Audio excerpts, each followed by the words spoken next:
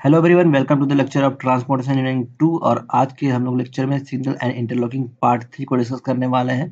तो अब तक हम लोग डिस्कस कर चुके हैं कि सिग्नल जो होते हैं, रेलवे सिग्नल, वो कितने टाइप्स के होते हैं और वो किस लिए इस्तेमाल किए जाते हैं। उसके बाद हम लोगों ने डिस्कस किया था कि जो एक रेलवे ट्रैक पर जो किसी भी ट्रेन का मूवमेंट कराना है, तो हम लोग किस तरह मूवमेंट कराते हैं सिग्नल्स के थ्रू।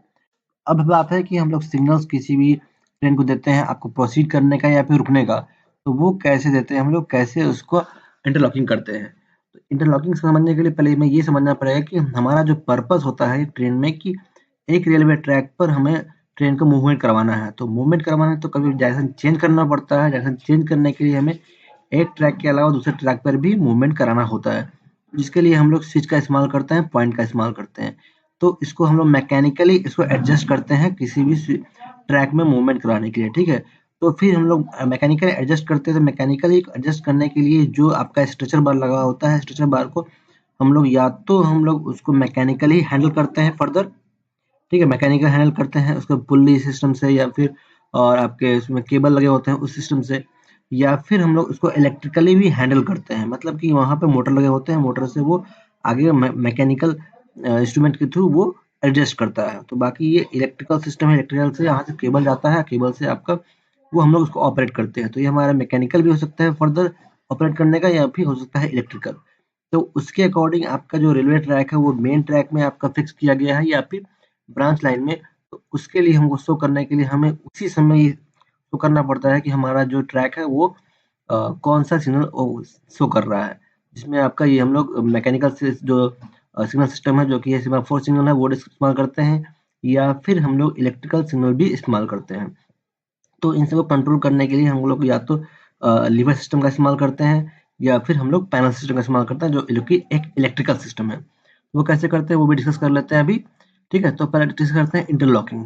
तो जैसे हम लोग मालूम है कि लॉकिंग है इसमें, मतलब हम लोग को लॉक करना है, कि मतलब कि एक रेलवे ट्रैक से दूसरे रेलवे ट्रैक को जो हम लोग को ज्वाइन करना है, कि यहाँ पे मेन लाइन से आपको जाना चाहिए या फिर आपके यहाँ पे ब्रांच लाइन में। तो उसको आपको ब्रांच लाइन को मेन लाइन से यहाँ पे अटैच करना पड़ेगा, लॉक करना पड़ेगा, ताकि अगर ट्रेन यहाँ से मूवमेंट कर रहा हो तो कहीं पे इस तरह का डिस्क्रिपेंसी ना आए, कहीं अभी यहाँ से गैप ना हो जाए। तो इसको हम लोग को लॉक करना पड़ता है। इसको हम उसे बोलते हैं इंटरलॉकिंग।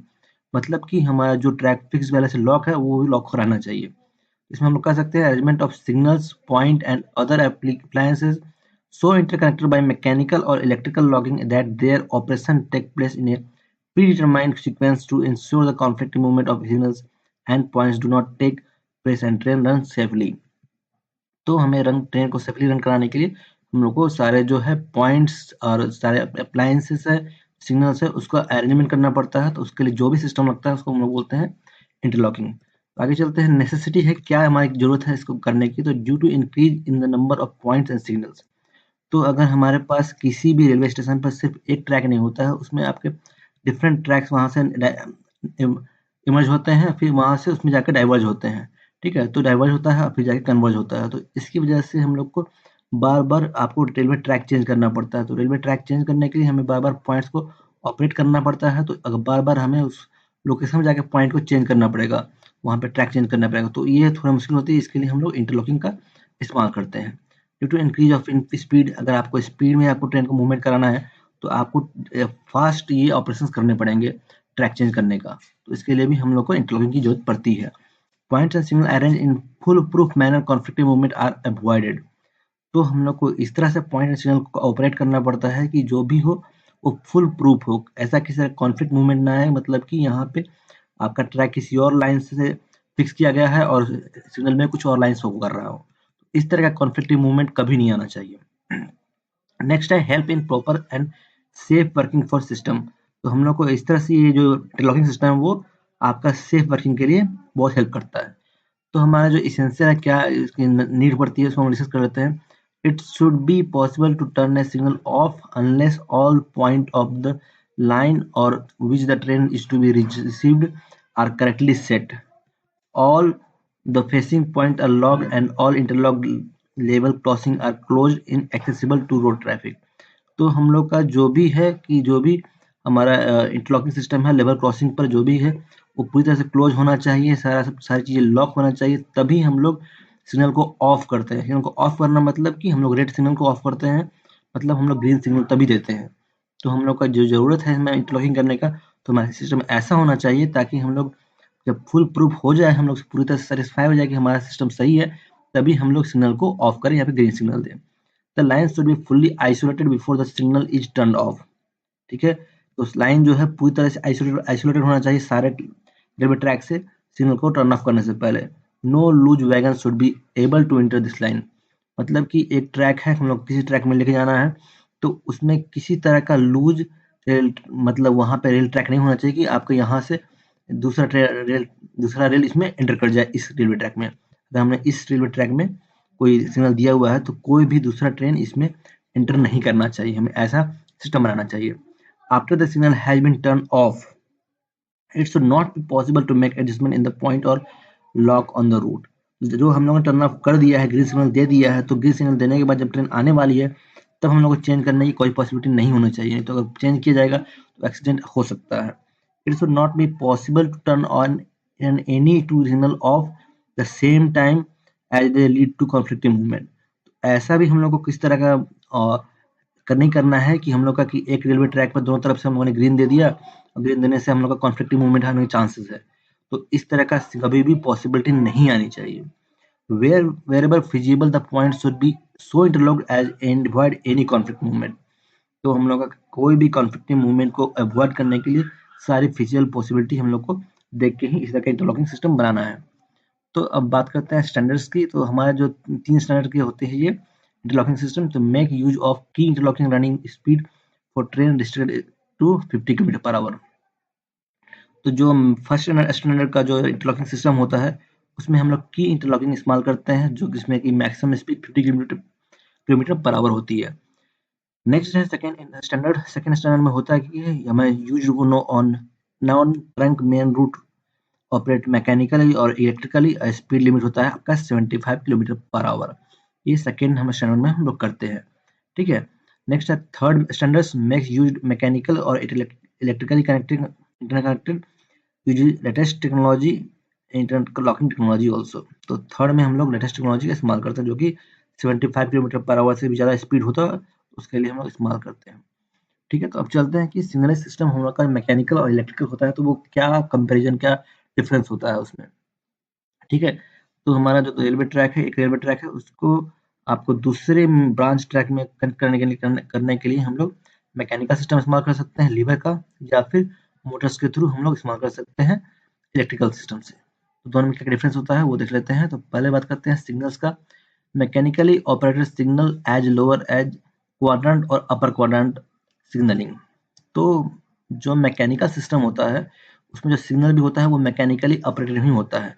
तो इसमें हम लोग लोअर क्वाड्रेंट या अपर क्वाड्रेंट सिग्नलिंग का इस्तेमाल करते हैं। मतलब कि जैसा कि हम लोगों ने डिस्कस किया हुआ था कि हमारा जो सिग्नल होता है, जैसे होता है सीमाफोर सिग्नल। सीमाफोर सिग्नल में आपका इस तरह का एक आर्म निकला होता है। आर्म को आप या तो नीचे की तरफ आप टिल्ट कर सकते हैं, इंक्लाइन कर सकते हैं, या फिर ऊपर की तरफ इंक्लाइन कर सकते हैं। तो अगर नीचे की तरफ इंक्लाइन करते हैं तो इसको बोलते हैं लोअर क्वाड्रेंट आर्म। अगर ऊपर की तरफ करते हैं तो बोलते हैं अपर क्वाड्रेंट सिग्नलिंग। ठीक है, तो ये सिस्टम हम लोग इस्तेमाल करते हैं मैकेनिकल में। जबकि इलेक्ट्रिकल में हम लोग कलर लाइट सिग्नल प्रोवाइड करते हैं विथ 2 एस्पेक्ट, 3 एस्पेक्ट या 4 एस्पेक्ट सिग्नलिंग का। 2 एस्पेक्ट मतलब ये रहेगा रेड ग्रीन, 3 एस्पेक्ट मतलब रहेगा यहाँ पे रेड ग्रीन येलो, और 4 एस्पेक्ट मतलब रहेगा रेड ग्रीन और 2 येलो। ठीक है, नेक्स्ट है point mechanically operated points locking with the help of point lock stretcher bar and detectors. तो जो आपका मैकेनिकल सिस्टम है उसमें आपका जो पॉइंट्स है जहाँ से एक ट्रैक दूसरे ट्रैक से डाइवर्ज होता है, तो उस केस में हम लोग इस्तेमाल करते हैं लॉक्स का। पॉइंट्स का जो है स्ट्रेचर बार होते हैं जो कि दोनों टंगरेल को ज्वाइन करते हैं, और फर्दर डिटेक्टर्स होते हैं जो कि कॉन्फ्लिक्टिंग मूवमेंट को रोकते हैं। इसके बारे में मैं डिस्कस करूंगा बाद में। तो फिर बाकी अब चलते हैं इलेक्ट्रिकली ऑपरेटेड में सिस्टम में।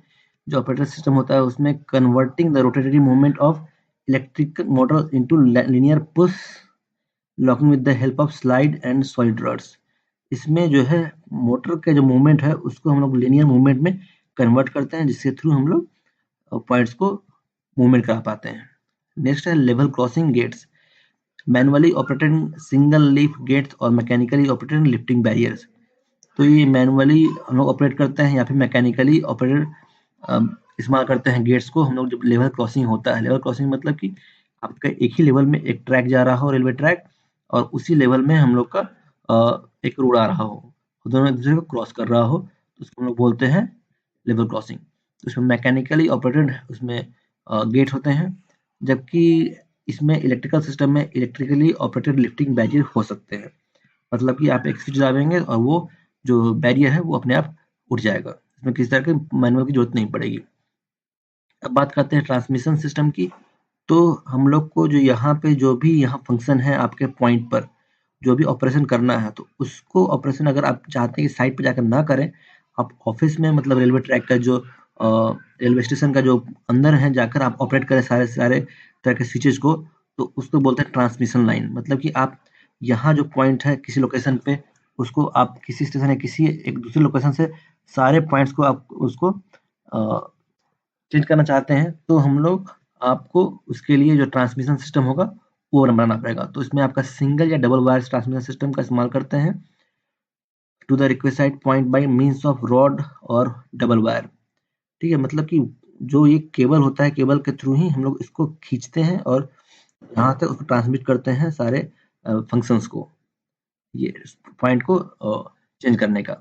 जबकि इलेक्ट्रिकल ऑपरेटर में ज़्यादा प्रॉब्लम नहीं आती, उसमें ओवरहेड वायर या फिर अंडरग्राउंड केबल्स के थ्रू हम लोग ये भेजते हैं, ट्रांसमिट करते हैं सारा जो सिस्टम है वो किसी एक लोकेशन पे। ऑपरेटिंग यूनिट्स की बात करें तो hand lever with a range of 500 to 2000 metre used in collaboration with single wire और double wire lever frame mechanically interlocked with tappet. Tappet क्या है हम लोग आगे डिस्कस करेंगे। तो ये मैकेनिकली ऑपरेटर में आपका हैंड लीवर से इस्तेमाल करना पड़ता है आपको कोई भी ऑपरेट करने के लिए, जबकि जो इलेक्ट्रिकल सिस्टम में है आपको पुश बटन या रोटेटरी स्विच का इस्तेमाल करना पड़ेगा आपको इलेक्ट्रिकल सिग्नल को देने के लिए या फिर चेंज करने के लिए। ठीक है, interlocking through electromagnet switches known as relay और सॉलिड स्टेट स्विचिंग डिवाइस। तो इंटरलॉकिंग जो है कि आपको जो लॉक करना होगा तो वो सारी चीजें हम लोग इलेक्ट्रोमैग्नेटिक सिस्टम से करते हैं इलेक्ट्रिकल सिस्टम में। अब बात करते हैं मॉनिटरिंग सिस्टम का, मॉनिटरिंग यूनिट्स का। Monitoring of points with the help of detectors, monitoring of the passage of train using a treadle which is electromagnetic mechanical device. तो हम लोग का जो भी पॉइंट है वो जो भी किसी लोकेशन पे फिक्स किया गया है मेन रेल उसका ब्रांच लेन का, तो उसको चेक करने के लिए हमारा जो डिटेक्टर पॉइंट होता है वो डिटेक्टर से हम लोग चेक करते हैं। वो क्या है हम लोग आगे से कंपोनेंट्स में डिस्कस करेंगे। नेक्स्ट है मॉनिटरिंग जब करना होता है इलेक्ट्रिकल सिस्टम में, तो सारी चीज़ जो हेल्प होती है वो डायरेक्ट करंट ट्रैक सर्किट से होती है। अल्टरनेटिव करंट ट्रैक सर्किट भी इस्तेमाल कर सकते हैं या फिर इलेक्ट्रॉनिक ट्रैक सर्किट का इस्तेमाल कर सकते हैं या फिर एक्सेल काउंटर का इस्तेमाल कर सकते हैं हम लोग ये मॉनिटरिंग करने के लिए कि आपका जो सारा सिस्टम है वो सही चल रहा है या नहीं। ठीक है, तो अब चलते हैं कि अब जो है इलेक्ट्रिक सिस्टम का क्या रोल है अभी। The electrical system signaling system is progressively replacing the mechanical signal system of Indian Railway, especially with the come of the railway electrification project. The main reason behind this are as follow। ठीक है, तो हम लोग Indian railway में अब mechanical से electrical की तरफ जा मूव कर रहे हैं, और कुछ रीजंस है कि there are number of movable parts in mechanical signal system such as rod, wires, cranks which cause heavy wear and tear and friction losses, and many of these parts are can be sabotaged by unauthorized personnel। ठीक है, तो ये जो है कि हमारा mechanical system में बहुत सारे लूज पार्ट्स होते हैं, बहुत सारे मैकेनिकल पार्ट्स होते हैं जो कि बहुत जल्दी वियर एंड टियर हो जाते हैं, कॉरोजन हो जाता है, उसमें फ्रिक्शन लॉस भी तो होता ही है। उसके अलावा इसमें चोरी होने के चांसेस भी ज़्यादा होते हैं। The arms of semaphore signal used in mechanical signalling of afford poor visibility during the day. The night indication of the signal are also not satisfactory. तो मैकेनिकल जो अगर सेमाफोर सिग्नल आप दे रहे हैं तो उसमें भी आपका प्रॉपर विजिबिलिटी नहीं मिलती है, दिन में अगर चमक रहा है तो, या फिर आपका लाइट में भी उतना सा अच्छा इंडिकेशन नहीं हो पाता है उससे। The operation time of mechanical system is much greater than that of electrical signal system. तो आप मैकेनिकल सिग्नल सिस्टम में आपको बहुत ज़्यादा टाइम लगता है उसको एक स्विच को ऑपरेट करने में, जबकि इलेक्ट्रिकल सिस्टम में आप इजीली कर सकते हैं बहुत कम टाइम में। In electrical signal system electrical energy is use for displaying signals। The transmission of power is done electrically and units are operated by electrical push button by system is monitored by electrical system। तो इसमें बहुत ज़्यादा easy हो जाता है क्योंकि इसमें सारा काम इलेक्ट्रिकल एनर्जी से ही होना है। ट्रांसमिशन भी हम लोग इलेक्ट्रिकल एनर्जी से ही करते हैं, और सिंपल पुश बटन से हम लोग पूरा जो है स्विच को चेंज कर सकते हैं, हमें कुछ एक्स्ट्रा एफर्ट करने की जरूरत नहीं पड़ती है। तो अब बात करते हैं टाइप्स ऑफ इंटरलॉकिंग की। तो टाइप इंटरलॉकिंग जो होता है हम या तो मैकेनिकली करते हैं या फिर इलेक्ट्रिकली करते हैं। तो मैकेनिकल इंटरलॉकिंग में आता है पहला की इंटरलॉकिंग, सेकेंड है tappet and lock system. Next है इलेक्ट्रिकल इंटरलॉकिंग में हम लोग इस्तेमाल करते हैं पैनल इंटरलॉकिंग, और नेक्स्ट है रूट रिले इंटरलॉकिंग। तो अब है की इंटरलॉकिंग। तो ये सिंपलेस्ट मेथड ऑफ इंटरलॉकिंग है। इट इन्वॉल्व्स मैनिपुलेशन ऑफ की इन वन फॉर्म और other. This type of interlocking is normally provided with standard one interlocking, मतलब कि आपका 50 किलोमीटर पर आवर का स्पीड है मैक्सिमम, तो हम लोग ये की इंटरलॉकिंग प्रोवाइड करते हैं। Arrangement of key interlocking is done as below when a main line and branch line exist on a single track।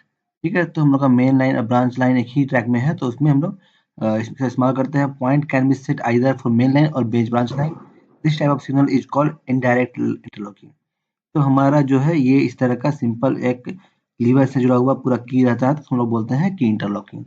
ठीक है, तो अब चलते हैं टैपेट और लॉक सिस्टम इंटरलॉकिंग में।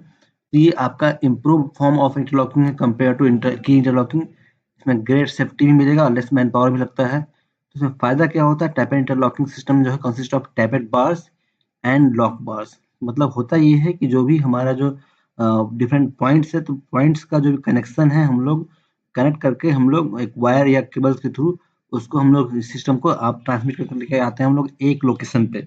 एक लोकेशन पे आपका पूरा केबिन होता है, और केबिन में ही आपका ये पूरा अरेंजमेंट होता है, लीवर सिस्टम होता है। और लीवर सिस्टम के अलावा उस लीवर सिस्टम में हमारा ये टैपेट बार होता है। ठीक है, टैपेट बार होता है, और उसके अलावा होता है हमारे पास ये लॉक बार। ठीक है, तो टैपेट बार जिसमें आपका ग्रूव्स होता है, इसमें ग्रूव्स बने हुए होते हैं इस तरह से। ठीक है, तो ये हमारे ग्रूव्स होते हैं, और जबकि ये लॉक बार में यहाँ पे एक्स्ट्रा मेटल पीस होता है, यहाँ पे एक्स्ट्रा मेटल पीस होता है। तो वो इस तरह से डिजाइन किया जाता है कि आप अगर कोई अगर किसी लोकेशन में आपने पॉइंट को ज्वाइन कर दिया, तो आपका फर्दर दूसरे पॉइंट पे आपका इस तरह कॉन्फ्लिक्टिंग मूवमेंट होने वाला जो है लीवर है, वो आप उसका इस्तेमाल नहीं कर पाएंगे। तो कॉन्फ्लिक्टिंग मूवमेंट को रोकने के लिए हमें ये पूरी तरह से इसको डिजाइन करना पड़ता है। ठीक है, it main function is to interlock the point in a fixed position either along main line और branch line. After locking it will not allow to change signal and track, which is very helpful to avoid any accident. तो इसका आपको अगर function जानना है किस तरह से ये वर्क करता है, तो आप इस वीडियो में देख सकते हैं इस लिंक से। ठीक है, मैं लिंक डिस्क्रिप्शन में दे दूंगा, इसके आप यहाँ से देख सकते हैं। अब चलते हैं कंपोनेंट ऑफ मैकेनिकल इंटरलॉकिंग में कौन से कंपोनेंट होते हैं। तो फर्स्ट है पॉइंट, जहाँ पे आपका मेन लाइन और स्विच ब्रांच लाइन यहाँ पे जो कनेक्ट होते हैं।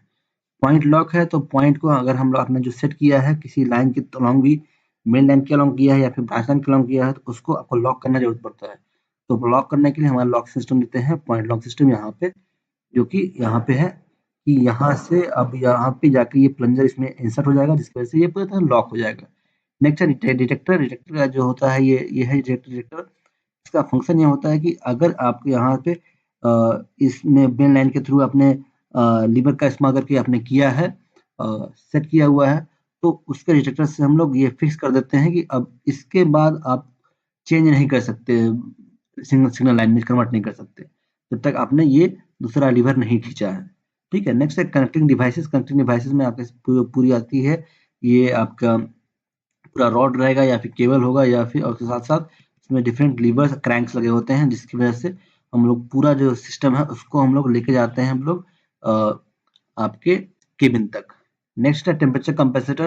तो हो सकता है कि आपका मैकेनिकल जो सारी डिवाइसेस है आयरन्स की बनी हुई है, मेटल की बनी हुई है, इसमें एक्सपेंशन हो जाए या कॉन्ट्रैक्शन हो जाए, उसको कंपेंसेट करने के लिए हम लोग एक पाइप का इसमें सिस्टम लगाते हैं, और ये पूरा सारा सिस्टम लगाते हैं, जिसमें एक क्रैंक होता है एक्यूट एंगल का, एक क्रैंक होता है ऑब्ट्यूस एंगल का, जिसके हेल्प से हम लोग ये करते हैं कि टेम्परेचर बढ़ने की वजह से कोई भी एक्सपेंशन हो तो वो इजीली एडजस्ट हो जाए। उसके अलावा टैपेट एंड लॉक सिस्टम होता है, जो कि मैंने पहले भी डिस्कस किया था कि ये पूरा सिस्टम होता है इसमें, जो यहाँ से क्रैंक से या फिर कनेक्टिंग डिवाइसेस से होते हुए जाएगा आपके पास ये सारे लिवर्स में, तो जिसके थ्रू हम लोग यहाँ से ही कंट्रोल करते हैं सारे पॉइंट्स को और सारे सिग्नल्स को। फिर उसके बाद ये जो सारा सिस्टम होता है वो एक केबिन में, एक बिल्डिंग में लगा होता है, जिसको हम लोग मतलब केबिन जो कि आपका आपके पूरा स्टेशन के बाहर आकर अवेलेबल होता है, जहाँ से पूरा ये कंट्रोल होता है। तो ये मैकेनिकल सिस्टम में ये सारा चीज़ें होती हैं। इलेक्ट्रिकल सिस्टम में आपका थोड़ा यहाँ पे चेंज हो जाएगा कि यहाँ पे आप लोग मोटर इस्तेमाल करेंगे और मोटर का इस्तेमाल करने के बाद ये मोटर से केबल जाएगा आपके इंटरलॉकिंग सिस्टम में, तो वो अगर हम डिस्कस कर लेते हैं। तो इलेक्ट्रिकल इंटरलॉकिंग में क्या होता है कि ये achieve through electrical switches known as relay, ठीक है। इलेक्ट्रिकल स्विचेज का इस्तेमाल करेंगे, मैनिपुलेशन और रिले अचीव इंटरलॉकिंग, जो हम लोग रिले को मैनिपुलेट करते हैं, आपको ऑन करना ऑफ करना है, इसी से हम लोग इंटरलॉकिंग को अचीव करते हैं। This work by making use of the principle of electromagnetism. इसमें इलेक्ट्रोमैग्नेटिज्म का प्रश्न लगता है। इसमें होता क्या है, सॉफ्ट आयरन कोर को हम लोग रैपिंग करते हैं inside a iron core turn into magnet. ऐसा हम लोग करते हैं, मतलब उसमें आर्मेचर बनाते हैं ताकि हम लोग उसको मैग्नेट में कन्वर्ट कर सके, जिसमें करंट पास कर सके। तो arrangement named armature is attached to the magnet, ठीक है। Depending on whether the armature is attached और नॉट, इंटरलॉकिंग वर्क्स हियर। तो हम लोग उसमें इलेक्ट्रोमैग्नेटिज्म से जो है हम लोग उसमें आर्मेचर में हम लोग मैग्नेटिक जनरेट करते हैं और इससे हम लोग अट्रैक्ट करने की कोशिश करते हैं मैग्नेट को। तो इससे होता ये है कि हम लोग ये मूवमेंट करवा सकते हैं और इंटरलॉकिंग को हम लोग पॉसिबल करवा पाते हैं। इसमें होता है कि this entire system is housed in a glass और मेटल बॉक्स में, हम लोग मेटल बॉक्स में ये सारा सिस्टम लगाकर हम लोग स्विच को कंट्रोल करते हैं। तो हमारा जो इलेक्ट्रिकल इंटरलॉकिंग है वो उसमें पैनल इंटरलॉकिंग बहुत मतलब फेमस है। इसमें all points and signals are operated electrically from a control central from a central location। तो जैसा मैंने बताया था कि सेंट्रलाइज ट्रैफिक कंट्रोल सिस्टम होता है, वो इंटरलॉकिंग पे ही काम करता है। तो उसमें होता क्या है, the switches of for operating this points and signal are mounted on a panel which also bears the diagram of the yard layout. तो आपका जैसे कि मैंने डिस्कस किया था कि आपका जो ट्रैक्स का इंटरकनेक्शन होता है उसको हम लोग यार्ड बोलते हैं। तो यार्ड का जो सारा लेआउट है वो पूरी तरह से आपका वो आपके पैनल पे पूरा शो होता रहेगा, और जिसके थ्रू आप पूरे पैनल्स के थ्रू आप उसको कंट्रोल कर सकते हैं। Interlocking system is achieved by means of relay. इसमें रिले लगा होता है जिसको हम लोग स्विचेस बोलते हैं। स्विचेस से हम लोग हर लोकेशन पे स्विच लगा होता है कि हम लोग को किस तरह से आपको वहां से भेजना है, आपको आगे की तरफ सिग्नल को ऑन करना है या ऑफ करना है।